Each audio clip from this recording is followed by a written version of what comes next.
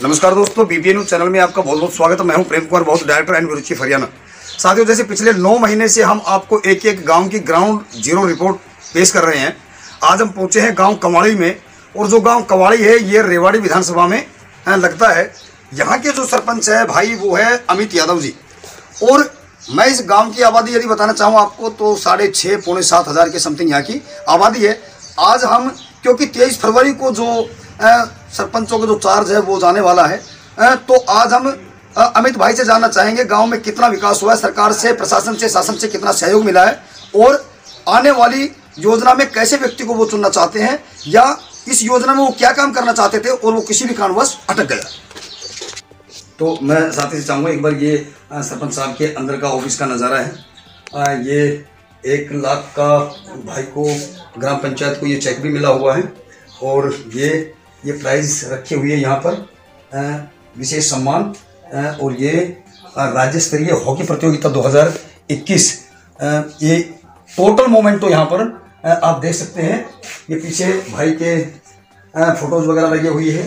ये हमारी एक अहिरवाल की चित्रकारी है जिसमें श्री कृष्णा और राधा का दिखा रखा है, पंचमुखी हनुमान की तस्वीर लगा रखी है। ये भाई को एक ये यदा यदा ही धर्मस्य ग्लानिर्भवते भारत है गीता उपदेश कागज की कपड़े के पेंटिंग पे ये लगा रखा है।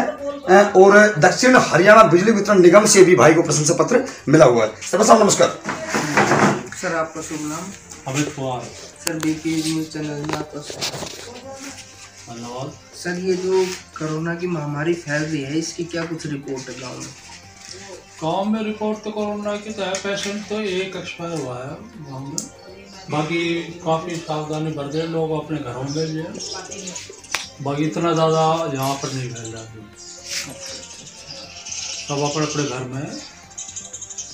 जो ये लगातार धरना प्रदर्शन चल रहा है किसानों का, इसके बारे में आप कुछ क्या कहना धरना चाहोगे? प्रदर्शन देखो जी, जो हमने यहाँ पर जो फसल है, जो शुद्ध दाम है, जो उचित मूल्य पर मिला है, मुझे तो नहीं लगता ये धरना प्रदर्शन वाहियात कर रहे हैं, क्योंकि जो हमें अपने पहले पैसे सीधे अकाउंट में आ रहे हैं, फसल बेच कर रहे हैं, उचित मूल्य मिल रहा है, तो और क्या चाहिए हमें? यही चाहिए बस। नहीं, जब किसान इस ये जो काले कानून है इसको हम मानते नहीं काले कानून जब मानेंगे जब हमारे साथ कुछ अन्याय होगा। नहीं वो तो ठीक, उससे पहले रिजल्ट निकाल रहे किसान, पहले देखो सही, अगर उसको सही लगता है तो जो नहीं लगता तो फिर उसके बाद विरोध करो। नहीं अब कैसे कह देंगे भाई ये काला कानून है, जब हमारा जो फसल है सही जा रहे हैं पर सही उचित मूल्य मिल रहा है। अब सरसों है 6500 सरसों चल रही है, कभी सोचा भी नहीं था किसान ने, कभी सोचा भी नहीं था। 2200 रुपये बाजरा है, कभी सोचा भी नहीं। बाजरा है हमारे तो अहिरवाल क्षेत्र में, बाजरा है बहुत ज्यादा। यस यस यस, ये जो इसके दाम है जो गेहूं से भी ज्यादा मिल रहा है, बिल्कुल और क्या चाहिए हमें? अच्छा, इसमें यादव जी एक चीज़ मैं और जानना चाहूँगा आपसे। किसान आंदोलन में हम सुनेड़ा बॉर्डर भी गए हैं, डिघल बेरी भी गए हैं, और इधर अपने दिल्ली साइड में भी गए हैं, आपके अपने यहाँ पे धारवेड़ा में साबी नदी पर जो खड़े हुए थे यहाँ पर भी हमने वॉच आउट किया। अहिरवाल के तो हमारे कोई किसान नहीं है इसमें। अहिरवाल का तो कोई भी ऐसा मेरे ख्याल से बहुत कम है, 1% है जो आंदोलन में साथ दे रहे हैं। तो यादव जी आपको ऐसा नहीं लगता कि इसका राजनीतिक ध्रुवीकरण किया जा रहा है? कुछ ये तो मेन तो है राजनीति। और मैं आपको बताना चाहूँगा, एक बॉर्डर पे जब मैं न्यूज़ कवरिंग करने के लिए गया तो मैं रियली बताऊंगा, यहाँ पर और भी सुभाष भाई बैठे हुए हैं, मेरा बेटा भी खड़ा हुआ है, रॉयल स्टेक की बोतल चल रही है, चिकन चल रहा है, बादाम गिरी छुआरे चल रहे हैं। किसान क्या कभी से सोच सकता है यार? किसानों को जब फसल का टाइम था, पानी देने का टाइम था, 2-2 3-3 पानी बाकी रह रहे थे, किसान उस टाइम क्यों जाएगा भाई? ये दरअसल मैं बताऊँ जी, जो किसान पंजाब के किसानों जो बड़े बड़े जमींदार हैं उनके पेट में बल पड़ रहा है बस वो। जी जी जी जी जी जी जी, जो बड़े बड़े जो किसान है 150 200 हाँ एकड़ के विश्वेदार है, उनको सबसे, क्योंकि उनकी मंडियों में कब्जा भी है कितना। यस यस यस, बिल्कुल बिल्कुल। सबसे मेन तो प्रॉब्लम ये आगे। अच्छा, एक अमित यादव भाई, जो हमने जैसे सुनने में आया लोगों से, यही जाऊँ बताते हैं, हम प्रत्यक्ष तो हमें पता नहीं भाई उधर क्या हालात है क्या नहीं है, बाकी हमारे इधर अहिरवाल में तो कोई ऐसी दिक्कत नहीं है। अच्छा, एक दूसरा अमित भाई मैं आपसे जानना चाहूंगा, अहिर रेजिमेंट के लिए लगभग 3-4 साल से के आंदोलन चल रहा है, और क्योंकि मैं भी बेल्ट से रिलेटेड फैमिली से हूँ, मेरा पूरा फैमिली आसाम राइफल या हरियाणा पुलिस से रिलेटेड है। सरकार को मतलब क्या दिक्कत आ रही है? राष्ट्रपति के हाथ में एक तक ये करना है, प्रधानमंत्री को छोटा सा ये करना है। जाट रेजिमेंट हो सकती है, महार रेजिमेंट हो सकती है, राजपूताना रेजिमेंट हो सकती है, महार रेजिमेंट हो सकती है, तो अहिर रेजिमेंट से मतलब क्या ऐसी दिक्कत आ रही है जो, और ये इतिहास है, राजा राव तुलाराम के टाइम से ये इतिहास रहा है। अहिर कौम सदा बलशाली रही है। एक बार मैं 5वीं 6वीं में पढ़ता था, तो तब रामचंद्र बैदा जी ने इलेक्शन लड़ा था, और उस समय तब्बो सवाई तावड़ू के जो लीडरी में रहते हैं, वो इनलो से बिलोंग करते हैं, अपना पार्टी का यहाँ पे वो नहीं करना चाहता, अपने अपनी विचारधारा है। उन्होंने कहा था कि अहिर ये जो पहले लगा रखा है इसको पीछे लगाना चाहिए था, हीरा। मुझे वो बात बड़ी दिल पे लगी थी, वाकई में ठीक कह रहे हैं। मेरे गांव में भी हरप्रसाद यादव शहीद हुआ था 1971 की लड़ाई।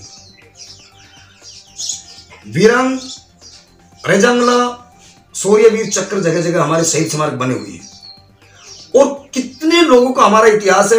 मेरे ख्याल से चाहे वो 62 की लड़ाई को ले हम, या 65 की लड़ाई को ले, 71 की लड़ाई को ले, या कारगिल की लड़ाई को ले, सबसे ज्यादा हमारे यादव भाई शहीद हुए। फिर सरकार को मतलब दिक्कत क्या आ रही है रेजिमेंट बनाने के लिए? अब देखो जी, सरकार का तो इस बारे में हमें नहीं पता ये क्या चाहती है, क्यों नहीं करना चाहते रेजिमेंट। लेकिन जो भी लड़ाइयाँ लड़ी है ना, उसका इतिहास उठाएं तो हीरों का बड़ा योगदान है। मेन रेजांगला है, बहुत योगदान रहा है रेजांगला में। हीरो ने इतना जो बगैर हथियार से पकड़ के सिर जब गोलियां खत्म हो गई तो उनके मुख का पकड़, बिल्कुल सच्चाई। इसमें एक हमारे गांव का राम स्वरूप भी था, बिल्कुल था, वो शहीद हुआ था, बिल्कुल हुआ। एक आसपास का था उनसे उन्होंने हाथ बीती हमारे पर। हर साल इनका एक वो सेमिनार होता है, तो उसमें आए थे जो रेजांगला के जो जीवित थे, उन्होंने अपने हाथ बीती बताई थी, तो बहुत ज्यादा हो गए। तो बोले जी गोलियां खत्म हो गई थी, पकड़ के हमने बस वो सिर पर आपस में बड़ा कर मारा बहुत समय। तो वो ये हीरो की वजह से ही वो रेजांगला पर, ये तो चीन भी उस दिन चीन ने भी माना था। सच्चाई बहुत बहादुर रहे, सच्चाई बहादुर को। लेकिन ये है कि सरकार की राजनीति है, क्यों नहीं करना चाहती क्या नहीं, ये देखो जी ऊपर वाले उनके, हमारे तो हमें तो समझ नहीं।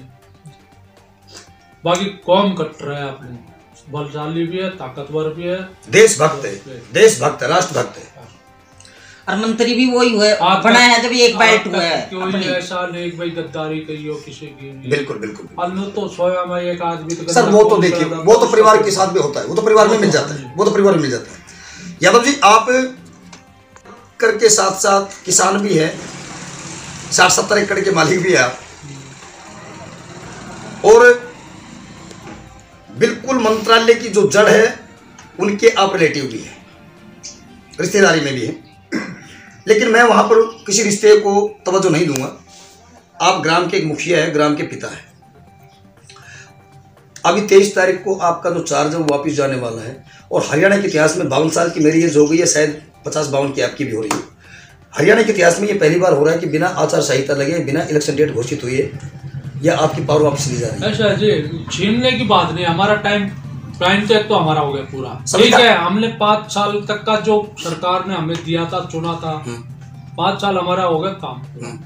अब वो सरकार जाने क्या करती है क्या नहीं, भाई कब इलेक्शन करवाए वो सरकार के हाथ में है, हम नहीं कह सकते। हमारा टाइम पूरा हो गया, ठीक है, टाइम जितना था हमारा काम बिल्कुल हमने कर दिया। अब वो सरकार क्या करती है क्या नहीं वो सरकार के हाथ में है सर। हम उसको नहीं कहते भाई सरकार बोल रही है भाई हमारा वो कोस लिया, अब वो सरकार सोचेगी क्या करते हैं। सर मैंने वो चीज नहीं कही, मैं चीज क्या कह रहा हूं, आप एक जनप्रतिनिधि है, सरकार भी एक जनप्रतिनिधि है, आप जनप्रतिनिधि है। कमाड़ी की 7,500 या 7,000 जो जनता वो तो केवल सरपंच को जानती है, वो किसी सरकार को नहीं जानती। मेरा कहने का उद्देश्य ये है सुभाष भाई, यदि सुभाष को कल कोई प्रॉब्लम होगी, कोई थाना तहसील की होगी, घर में कोई झगड़ा झपटा हुआ, तो भाई वो आपके पास आएंगे, सरकार के पास नहीं जाएंगे। और भाई साहब सरपंच साहब चले गए थाने में, थानेदार ने कह दी कि भाई साहब आपकी तो पावर नहीं है, आप किस लिए आए हुए हैं। ये बात तो मानता हूँ, चलो ठीक है, आप ऑलरेडी नंबरदार है, नंबरदार की पावर से जाएंगे आप, ये मैं मानता हूँ। लेकिन हर एक सरपंच तो नंबरदार कौन है? ये तो एक्सेप्ट करोगे ना? नहीं सही है। मनोहर लाल खट्टर जी भी सुन रहे हैं, माननीय उप मुख्यमंत्री दुष्यंत चौटाला जी भी सुन रहे हैं, कैप्टन अभिमन्यु जी भी सुन रहे हैं। मैं आप सभी से एक रिक्वेस्ट करता हूं बीपीएन न्यूज चैनल के माध्यम से, सरपंच की या तो इलेक्शन करवाए जाए, पश्चिम बंगाल में इलेक्शन हो सकते हैं, पंजाब के निकाय इलेक्शन हो सकते हैं, उत्तर प्रदेश में पंचायती राज चुनाव हो सकते हैं, तो फिर हरियाणा में क्यों नहीं हो सकते? हरियाणा को बेवकूफ बनाना बंद करे, सरपंचों की या तो पावर वापस दे, फिर चाहे भले ही 1 साल के बाद इलेक्शन कराए चाहे ना कराए, लेकिन उनकी पावर, उनको अथॉरिटी उनको वापस दी जाए। भाई मेरा एक अंतिम क्वेश्चन है सरपंच साहब आपसे। अभी मोदी साहब ने, आप श्री कृष्ण जी की भक्त भी है, ये भी मैं मानता हूं, मैं भी भक्ति करता हूं। कृष्ण जी महाराज ने, हमारे बुजुर्ग कहते आए हैं कि हर 100 साल के बाद भाई महामारी आती है, ये प्रकृति का नियम है। और प्रकृति का नियम क्यों है? क्योंकि हम प्रकृति के साथ छेड़छाड़ करते हैं, साफ सीधी बात है। यदा यदा धर्मस्य ग्लानिर्भवति भारत व्युत्थानमधर्मस्य तदात्मानं सृजाम्यहम् परित्राणाय साधूनां विनाशाय दुष्कृतां धर्म संस्थापनार्थाय संभवामि युगे। भगवान ना तो अमित ने देखे ना मैंने देखा, मेरी नजरों में अमित यादव भी भगवान है, ये बहन जी भी भगवान है, ये भाई भी भगवान है, मैं भी भगवान हूँ, और सब जीवों में भगवान है। तो किसी न किसी रूप में वो तो गीता में कह गए अर्जुन से, मैं तो जब जब धर्म की हानि होगी तब तो आऊंगा, और उसे कोई रोकने वाला नहीं है। मेरा अपना मानना है कि मोदी साहब के अवतार के रूप में नहीं आए। जो बाबा साहब डॉक्टर बी आर अम्बेडकर एक हिंदू कोड बिल पास कराना चाहते थे 1952 में, जब पहले कानून विधि मंत्री बने, और तत्कालीन सरकार ने उसको पास नहीं होने दिया। उसके बाद में बाबा साहब नहीं चाहते थे कि देश का बंटवारा और 370 लगे, लेकिन बाबा साहब की वो भी नहीं मानी। बाबा साहब ने अपना अपमान समझ के इस्तीफा दे दिया, और मोदी साहब नाते के साथ तीनों प्रस्ताव एक ही झटके में पास कर दिए। कैसा फीलिंग हुआ उस दिन आपको? बहुत अच्छा लगा। देखो जी, जो अब तक जो हुआ ना, सबसे अच्छा हुआ, बहुत अच्छा फील हुआ। देश में कानून एक ही होना चाहिए, संविधान एक होना चाहिए, झंडा एक होना चाहिए। एक मुझे नहीं मालूम धरातल पे कब लागू होगा या नहीं होगा। उप मुख्यमंत्री दुष्यंत चौटाला ने अपने चुनावी कमिटमेंट में एक वादा किया था कि यदि हम सरकार में आए तो 75% युवाओं को हरियाणा के अंदर ही नौकरी देंगे हम। सर, ये प्रस्ताव जब बिल पास हुआ, महामहिम राज्यपाल जी ने इसको पास कर दिया संसद में, कैसा लगा उस दिन? कैसा फील हुआ आपको? ये बढ़िया लगा उसको। अच्छे, ये जो बाहर से, बिहार से, मद्रास से, तमिल से जो भी है अपने यस विरोंडा है, माल किया, वहाँ पर कब्जा कर रखा है इन्होंने। बिल्कुल फैक्ट। अपने युवा कहाँ लग रहे हैं? कहीं भी नहीं लग रहे। अब जो 75% है अब लगेंगे। अमित भाई, इसका रिजल्ट आगे आएगा। अच्छा अमित भाई, एक मेरी अपनी सोच है, क्योंकि मैं मारुति उद्योग से वीआरएस पर्सन हूँ 2003 में, तो क्या जब बेरोजगार बच्चा, एक मेरा बेटा है, ये बीटेक कर रहा है, और इसको बीटेक की ये क्या सोच के कर रहा है कि मुझे कहीं ना कहीं 30-40 हज़ार की जॉब जरूर मिलेगी, और जब इसको जॉब नहीं मिलेगी तो फिर कौन सा रास्ता अपनाएगा? यस, क्राइम का। हरियाणा सरकार से मेरी रिक्वेस्ट है, यहां सरपंच के भी माध्यम से मैं कहना चाहता हूं, दुष्यंत चौटाला जी, जो आपने कमिटमेंट किया है 75% बेरोजगारों को रोजगार देने के लिए, यदि आपने ऐसा दिया तो हरियाणा पूरे भारत का नहीं बल्कि पूरे विश्व का एक प्रथम राज्य होगा, जो एक स्वर्ग आश्रम जिसको कहा जाएगा। तो अभी आपने एक सोशल वर्किंग के दौरान, पिछले साल में लॉकडाउन लगा सरपंच साहब, उसमें मैं दूर दराज से सुन लेता था, चौकी से, बेरली से, या आपके ये डहीना से, जनाबाद से अमित भाई क्या कर रहे हैं, तो आपने भी प्रवासी लोगों की खूब मदद की है, गरीब लोगों तक राशन भी पहुंचाया आपने। और सबसे मेन चीज मैं अपने सभी दर्शकों को बताना चाहूंगा कि ये सरपंच साहब की ही एक पहल है कि पूरे गांव को सैनिटाइज कराना या सभी गांव वालों को जागरूक करना। और अभी तक कोरोना काल में सिर्फ एक ही साथी की जान यहाँ पर गई है 6-7 हज़ार की आबादी होने के बावजूद। इससे बड़ी सावधानी, साफ सफाई और कहीं नहीं हो सकती। सरपंच साहब, आपका बहुत बहुत धन्यवाद, आप हमारे चैनल पर जुड़े। हम ईश्वर से कामना करते हैं, भगवान गुरु महाराज से कामना करते हैं, आपका परिवार सुखी रहे, आपका गांव सुखी रहे, आपके क्षेत्र सुखी रहे। बढ़ते कदम सच्चाई कलम, क्योंकि देश का सच दिखाते हम। मेरे सहयोगी साथी सरला भारती के साथ प्रेम कुमार, बहुत हरियाणा।